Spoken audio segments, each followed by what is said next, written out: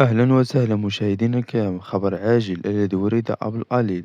خبر مفاجئ عن عيد الأضحى بالمغرب.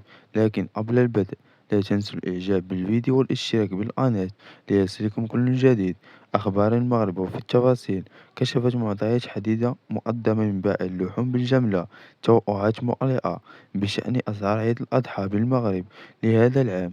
وتتوقع العديد من الأوساط أن تصل أسعار عيد الأضحى إلى مستويات قياسية، حيث من المتوقع تجاوز سعر كل جرام الواحد 250 درهم بشكل مؤكد.